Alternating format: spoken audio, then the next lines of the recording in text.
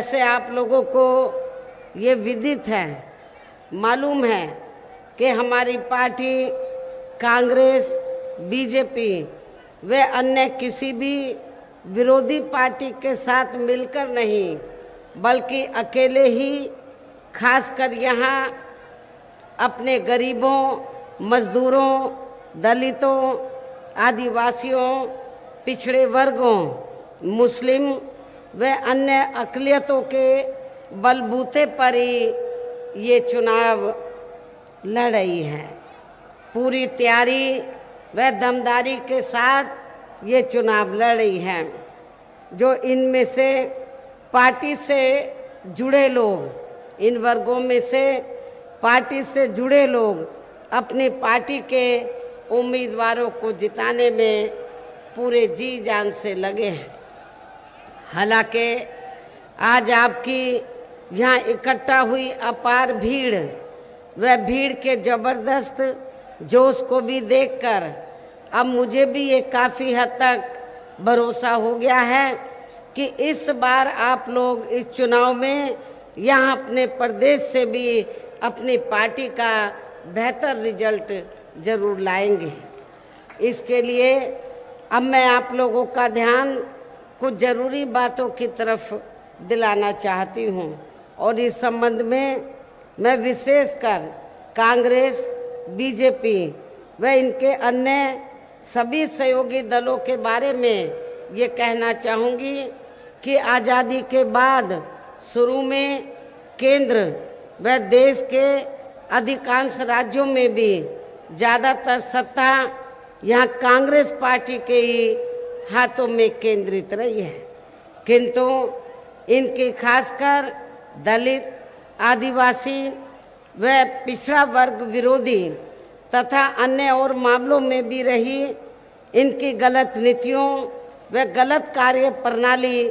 आदि की वजह से ही फिर इस पार्टी को यानी कि कांग्रेस पार्टी को केंद्र व काफ़ी राज्यों की भी सत्ता से बाहर होना पड़ा है तथा यही स्थिति इनकी सहयोगी पार्टियों की भी बनी रही है, जिस कारण ही फिर बीएसपी को बनाने की ज़रूरत पड़ी। और अब पिछले काफ़ी वर्षों से बीजेपी एवं इनके सहयोगी दल केंद्र व अधिकांश राज्यों की भी सत्ता में काबिज हो गए हैं। साथ ही इनकी भी ज़्यादातर जातिवादी, पूंजीवादी, संकीर्ण, सांप्रदायिक व द्वेषपूर्ण नीतियों एवं कार्य प्रणाली आदि से तथा इनकी कथनी व करनी में भी काफ़ी अंतर होने की वजह से ऐसा लगता है कि इस बार ये पार्टी भी, भारतीय जनता पार्टी भी केंद्र की सत्ता में आसानी से वापस आने वाली नहीं है, बशर्ते यदि ये चुनाव इस बार फ्री एंड फेयर होता है तथा आम चर्चा के मुताबिक वोटिंग मशीनों में भी कोई गड़बड़ी आदि नहीं की जाती है। और वैसे भी इस बार चुनाव में इनकी कोई भी पुरानी एवं नई चल रही नाटकबाजी, जुमलेबाजी व गारंटी आदि काम में आने वाली नहीं है, क्योंकि अब देश की जनता काफ़ी हद तक इस बात को समझ चुकी है कि इनकी पार्टी ने यानी कि भारतीय जनता पार्टी ने अब तक देश के विशेषकर गरीबों, कमज़ोर तबकों, मध्यम वर्गीय एवं मेहनतकश लोगों को जो इन्हें अच्छे दिन दिखाने के असंख्य प्रलोभन भरे वायदे किए हैं तथा अनेकों हवाई व कागजी गारंटी भी दी है, तो उनका ज़मीनी हकीकत में अभी तक भी इन्होंने लगभग 1/4 हिस्सा भी कार्य पूरा नहीं किया है,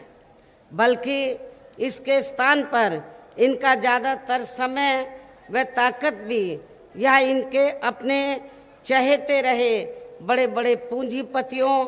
एवं धन्ना सेठों को ही ज़्यादा से ज़्यादा मालामाल व धनवान आदि बनाने में तथा उन्हें हर स्तर पर छूट देने व बचाने आदि में ही लगी रही है, जिनके अधिकांश आर्थिक सहयोग से ही ये पार्टी व अन्य पार्टियां भी अपना संगठन चलाती हैं तथा चुनाव आदि भी लड़ाती हैं, जिसका काफ़ी कुछ खुलासा बॉन्ड की आई रिपोर्ट से भी हो जाता है। इसके साथ ही अब ऐसा लगता है कि कांग्रेस पार्टी की तरह ही बीजेपी ने भी केंद्र की तमाम सरकारी जांच एजेंसियों का ज़्यादातर राजनीतिकरण ही कर दिया है। इसके अलावा देश के किसान वर्ग भी वर्तमान बीजेपी की सरकार में शुरू से ही अपनी विभिन्न समस्याओं को लेकर काफ़ी ज़्यादा दुखी व परेशान रहे हैं और अभी भी हैं। जबकि यूपी में आपका जो पड़ोसी राज्य है, देश का अब सबसे बड़ा प्रदेश आबादी के हिसाब से आपका पड़ोसी राज्य है, जबकि यूपी में 4 बार हमारी पार्टी की यहाँ रही सरकार ने इनके हितों का भी हर स्तर पर विशेष ध्यान रखा है। किसानों को उनकी फसल का उचित दाम दिया, खेती करने के समय से सस्ते साधन भी सरकार ने उपलब्ध कराए। इतना ही नहीं बल्कि केंद्र में पूर्व की रही कांग्रेसी सरकार की तरह ही वर्तमान भाजपा सरकार में भी इनकी जातिवादी, हीन, सांप्रदायिक एवं पूंजीवादी सोच व नीतियों के चलते ही पूरे देश में सर्व समाज में से खासकर गरीबों, दलितों, आदिवासियों, पिछड़े वर्गों, मुस्लिम एवं अन्य धार्मिक अल्पसंख्यक समाज के लोगों का भी पूर्ण रूप से विकास व उत्थान आदि नहीं हो सका है। और इस संदर्भ में वैसे आप लोगों को ये मालूम है कि पूरे देश में यहाँ दलितों, आदिवासियों एवं अन्य पिछड़े वर्गों का सरकारी नौकरियों में वर्षों से अधूरा पड़ा आरक्षण का कोटा भी अभी तक पूरा नहीं भरा गया है।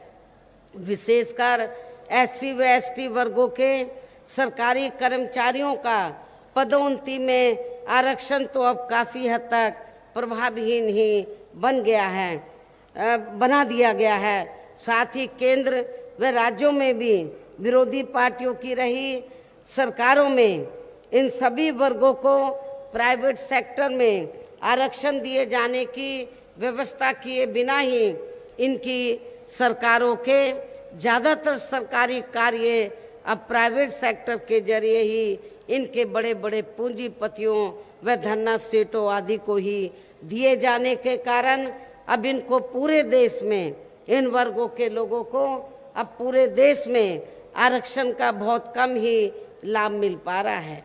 इसी प्रकार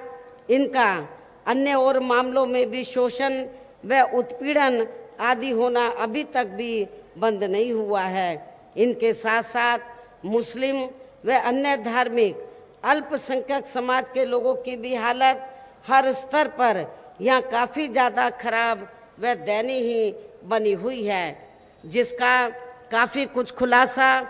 सच्चर कमेटी की रिपोर्ट में भी किया गया है। इतना ही नहीं बल्कि पिछले कुछ वर्षों से केंद्र व अधिकांश राज्यों में भी बीजेपी व RSS की सरकारों के चलते हुए अब इनका विकास व उत्थान आदि होना काफ़ी हद तक बंद सा ही हो गया है। आए दिन इन पर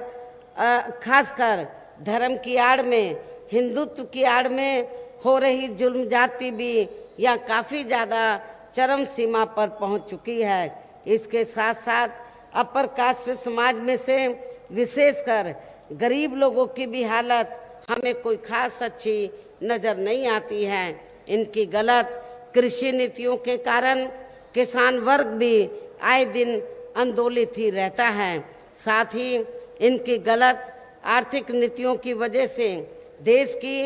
अर्थव्यवस्था पर भी इसका काफ़ी बुरा प्रभाव पड़ रहा है। इससे यहाँ विशेषकर छोटे एवं मध्यम वर्गीय व्यापारी वर्ग भी काफ़ी ज़्यादा दुखी व परेशान हैं। और अब केंद्र में पूर्व की रही सरकारों की तरह ही वर्तमान भाजपा सरकार में भी यहाँ पूरे देश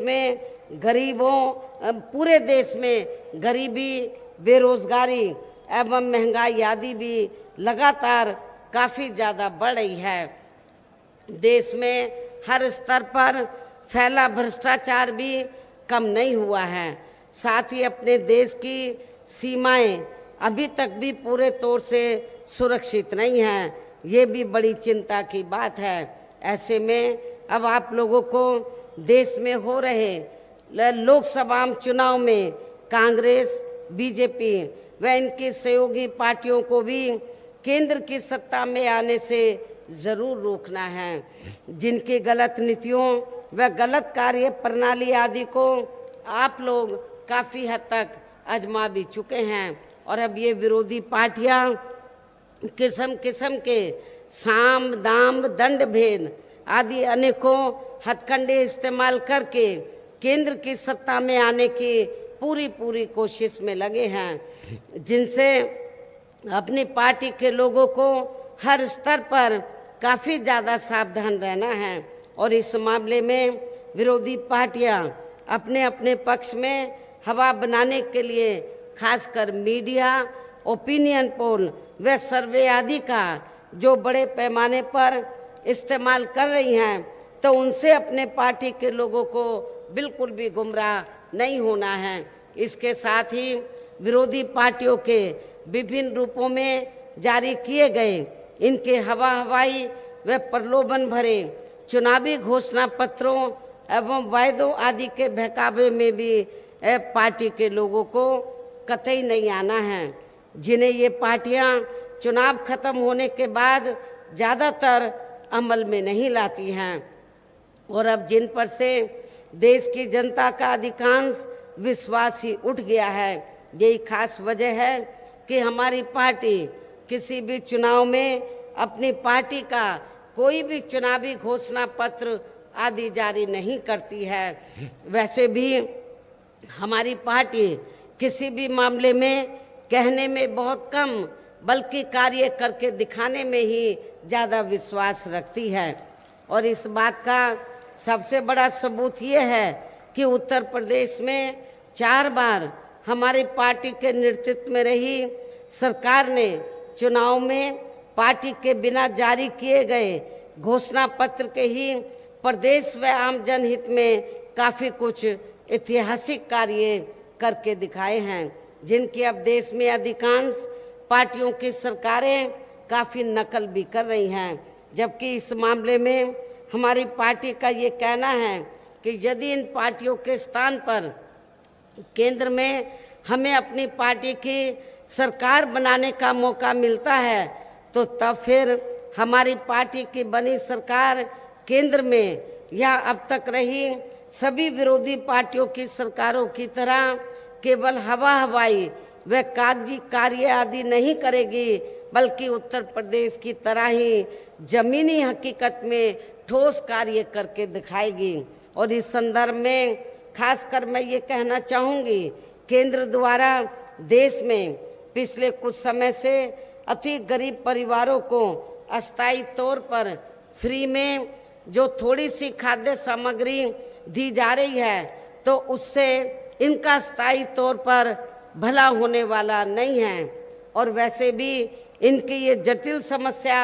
देश में हर हाथ को काम देने से ही केवल दूर हो सकती है, जिसकी तरफ हमारी पार्टी की बनी सरकार विशेष ध्यान देगी।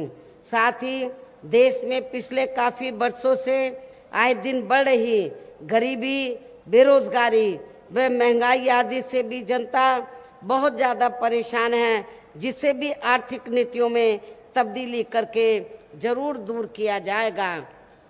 धर्म की भी आड़ में पिछले कुछ वर्षों से खासकर मुस्लिम समाज के लोगों का द्वेष की भावना से जो इनका काफ़ी ज़्यादा शोषण व उत्पीड़न आदि किया जा रहा है, तो उसे भी जरूर रोका जाएगा। कहने का तात्पर्य ये है कि देश में इस समय हो रहे लोकसभा चुनाव में विरोधी पार्टियों के जारी किए गए उनके हवाई व प्रलोभन भरे चुनावी घोषणा पत्रों आदि के बहकावे में अब यह खासकर देश के अति गरीबों, मजदूरों, बेरोजगारों एवं अन्य जरूरतमंद लोगों को बिल्कुल भी नहीं आना है और अब इन्हें ऐसे सभी विरोधी पार्टियों को केंद्र की सत्ता में आने से जरूर रोकना है जिनकी कथनी व करनी में काफ़ी अंतर रहा है तथा जिन्हें ये लोग बरसों से काफ़ी आजमा भी चुके हैं। ऐसे में अब मेरा यही कहना है कि आप लोगों को अपने खुद के व अपने प्रदेश के व देश के भी हित में, अपने क्षेत्र के भी हित में अपने वोटों को यहाँ कांग्रेस, बीजेपी व अन्य विरोधी पार्टियों को ना देकर केवल अपनी एकमात्र हितैषी पार्टी बहुजन समाज पार्टी को ही देना है। जो ये पार्टी उत्तर प्रदेश की तरह ही केंद्र में भी अपनी पार्टी की सरकार बनने पर फिर पूरे देश में यहाँ अपनी पार्टी की सर्वजन हिताय व सर्वजन सुखाय की नीतियों पर आधारित सरकार चलाएगी। इसके साथ साथ केंद्र से जुड़ी आपके क्षेत्र की जो भी यहाँ स्थानीय समस्याएं होंगी तो उन्हें भी फिर दूर करने का हर संभव पूरा प्रयास किया जाएगा। साथ ही यहाँ गरीबों, मजदूरों, बेरोजगारों, कर्मचारियों, किसानों, छोटे व्यापारियों एवं अन्य मेहनतकश लोगों के हितों का भी विशेष ध्यान रखा जाएगा। सर्व समाज में से खासकर दलितों, आदिवासियों, पिछड़े वर्गों, मुस्लिम व अन्य धार्मिक अल्पसंख्यक समाज के लोगों के विकास व उत्थान के साथ साथ हर स्तर पर इनकी सुरक्षा आदि के लिए भी प्रभावी कदम उठाए जाएंगे और तभी फिर यहाँ वास्तव में अपने देश के महान संतों, गुरुओं व महापुरुषों में भी विशेषकर महात्मा ज्योतिबा फूले, श्री छत्रपति शाहू जी महाराज, श्री नारायण गुरु, बाबा साहब डॉक्टर भीमराव अंबेडकर एवं मान्यवर श्री कांशीराम जी आदि का अधूरा रहा सपना जरूर साकार हो सकता है। जिनको यूपी में हमारी पार्टी की रही सरकार द्वारा हर स्तर पर पूरा आदर सम्मान दिया गया है। लेकिन यहाँ मैं आप लोगों को ये भी बताना चाहती हूँ कि जब से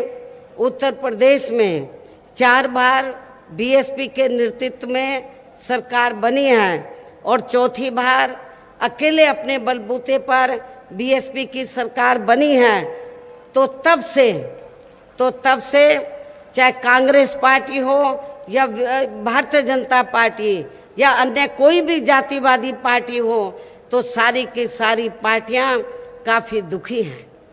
और तभी से इन सभी पार्टियों ने अंदर एक होकर बीएसपी को आगे बढ़ने से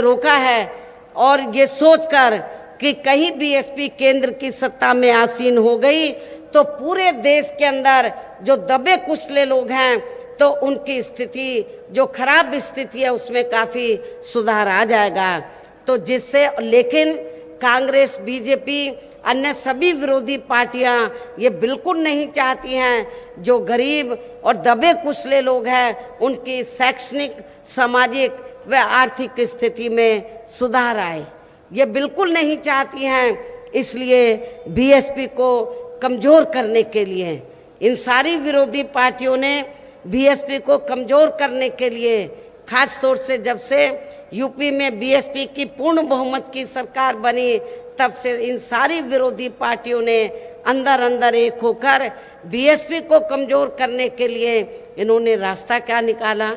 कि बहुजन समाज में, खास तौर से दलित, आदिवासी और अन्य पिछड़े वर्ग में जो स्वार्थी किस्म के लोग हैं, जो बिकाऊ किस्म के लोग हैं, उनको तोड़ा जाए और उनको तोड़कर तो उनको आगे करके छोटे छोटे संगठन, छोटी छोटी पार्टियां बनाई जाए ताकि जब चुनाव हो तो वो बीएसपी का के वोट को बांटने के लिए जब भी चुनाव हो तो विरोधी पार्टियां अपने हिसाब से उनके माध्यम से कैंडिडेट खड़ा करके बीएसपी के मुकाबले में लाएं, ताकि बीएसपी का जो बेस वोट है दलित वोट तो वो बढ़ जाए। और जब बीएसपी का बेस वोट दलित जब बढ़ जाएगा तो उससे बीएसपी का उम्मीदवार चुनाव नहीं जीत पाएगा। तो ये इन्होंने तो पिछले कुछ वर्षों से जब से बीएसपी चौथी बार एब्सोल्यूट मेजॉरिटी के आधार पर सत्ता में आई तो तब से विरोधी पार्टियों ने पूरे देश में जगह जगह एक नहीं काफी दलित आदिवासियों के नाम पर, अन्य पिछड़े वर्गों के नाम पर तो काफी संगठन बना दिए, छोटी छोटी पार्टियां बना दी, ताकि बीएसपी की जो मजबूत सीटें हैं तो वहां पर उन संगठनों और पार्टियों के माध्यम से तो कैंडिडेट खड़ा करके बीएसपी का जो बेस वोट है उसको बांट दिया जाए। आपके मध्य प्रदेश स्टेट में भी, खास तौर से आपके ग्वालियर रीजन में भी एक दो ऐसे स्वार्थी किस्म के लोग हैं तो जिन्होंने अपना छोटी छोटी पार्टी बनाकर तो कांग्रेस का मकसद हल पूरा किया, बीजेपी का भी किया, लेकिन जब इनको लगा कि बीएसपी इधर काफी कमजोर हो गई है और अब लेकिन उसके बाद इन्होंने फिर कांग्रेस का कभी दामन थाम लिया, कभी बीजेपी का थाम लिया, लेकिन पर्दे के पीछे से रहकर इन्होंने छोटे छोटे संगठन पार्टियां बनाकर जब भी चुनाव होता है तो जहां जहां बहुजन समाज पार्टी मजबूत होती है तो वहां विरोधी पार्टियां इन संगठनों का, इन पार्टियों का इस्तेमाल करके तो इनके माध्यम से अपने हिसाब से वो कैंडिडेट खड़ा करती हैं और इस बात को ध्यान में रखकर बीएसपी का बेस वोट जो दलित बेस वोट है वो बढ़ जाए। इस बात को खास ध्यान में रखकर मेरा आप लोगों से यही कहना है कि आपके ग्वालियर रीजन में या पूरे मध्य प्रदेश स्टेट में जहां जहां भी इस किस्म के संगठन पार्टियां बनी हैं, उनके कैंडिडेट खड़े हैं या फिर उनके हाथों में खेलकर तो वो बात बाबा साहब की करते हैं, काम वो गांधी जी का करते हैं, तो इस किस्म के जो लोग हैं उनके जो कैंडिडेट है उनको आपको वोट नहीं देना है, अपने बेस वोट को आपको बंटने नहीं देना है। इस बात का आप लोगों को विशेष ध्यान रखना है। और ये बीमारी आपके मध्य प्रदेश ही नहीं, उत्तर प्रदेश में भी है। जहां जहां बीएसपी मजबूत है तो वहां वहां ये विरोधी पार्टियां इस किस्म का षड्यंत्र रच रही हैं, लेकिन आप लोगों को काफी सावधान रहना है। इस चुनाव के मौके पर मैं आप लोगों को सतर्क करना चाहती हूं। आप लोगों को अपने वोट को बांटना नहीं है, एक तरफा अपना वोट आप लोगों को बहुजन समाज पार्टी के उम्मीदवारों को देना है। इन्हीं खास बातों के साथ ही अब मेरा पार्टी व मूवमेंट के हित में यही कहना है कि हमारी पार्टी ने आपके मध्य प्रदेश स्टेट में खासकर आपके ग्वालियर रीजन से आपके मुरैना और आसपास के जो लोकसभा की सीटें हैं तो इन सीटों पर जिनको भी लोकसभा के लिए चुनाव के मैदान में उतारा है, जो यहाँ आपके सामने मंच पर भी मौजूद हैं, तो उन्हें आपको जरूर कामयाब बनाना है, जिसके लिए यहाँ पार्टी के केंद्रीय व स्टेट के कोऑर्डिनेटर तथा स्टेट की पूरी कमेटी व यहाँ के अन्य सभी स्तर के छोटे बड़े पदाधिकारी एवं कार्यकर्तागण अब पूरे जी जान से लगे हैं। और अब अंत में मेरा यही कहना है कि आप लोगों को वोट पड़ने वाले दिन यहाँ अपनी पार्टी के सभी लोकसभा उम्मीदवारों को पार्टी का जो चुनाव चिन्ह हाथी है, हाथी चुनाव चिन्ह के सामने वाले बटन को दबाकर आप लोगों को बहुजन समाज पार्टी के इन प्रत्याशियों को जरूर कामयाब बनाना है।